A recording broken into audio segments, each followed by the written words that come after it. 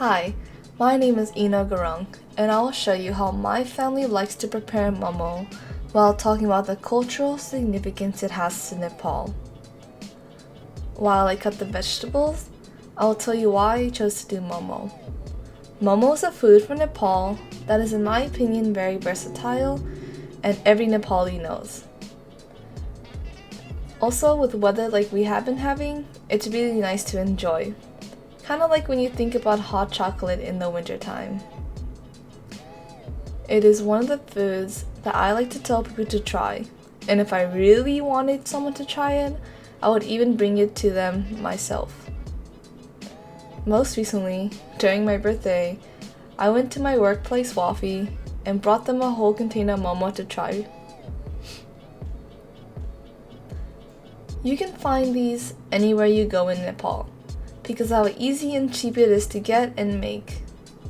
No one officially knows how momo reached Nepal, but it's still one of their most popular and oldest dishes.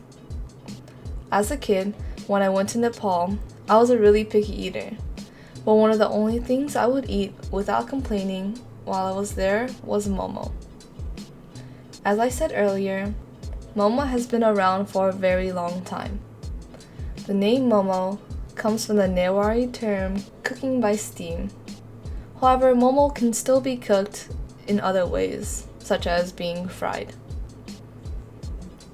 As a kid, I thought the momo from The Last Airbender had some kind of relationship to the momo I ate, but sadly, they did not. For Nepali people, momo is a comfort food like pizza or hamburgers are for America. There can be different meats in momos too, such as goat, beef, etc. But the two most common flavors in Nepal are chicken and buffalo. There's even a vegetable version for people who don't eat meat at all. In the more traditional made momo, the spices put into the momo are very unique to the Nepalese palate. Unlike my mom, even I didn't know the name of all the spices being put into it. All I knew is that it would make it taste good.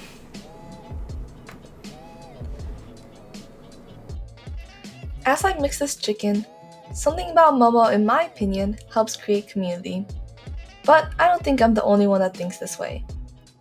When momo is being made, sometimes the whole family or whoever is over will join in to make the momo and just chat while making it, becoming closer with that person. It may be hard at first, but putting the momo together isn't too bad once you get used to it, which allows kids to join in too. This makes a fun, leisurely thing to do with everyone, with some delicious food as an outcome. I remember, as a kid, when I would see my parents making it in the kitchen, my brother and I would try to join in too. Ours wouldn't really turn out that good looking, but it was still really fun to make.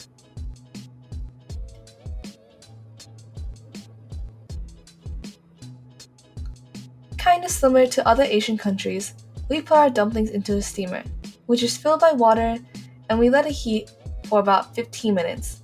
We spray the pan with some oil before putting in the momo so that they won't stick to the pan when we try to take them out later. On the side of momo, a sauce called chutney is made. The base of it is tomatoes and korsani, which is chilies in Nepali. A lot of tomatoes are used.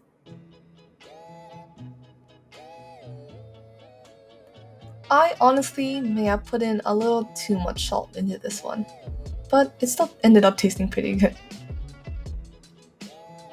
Sometimes for people like me, my mom would make it less spicy by adding less chilies. Some people even use other condiments such as ketchup as a non-spicy alternative.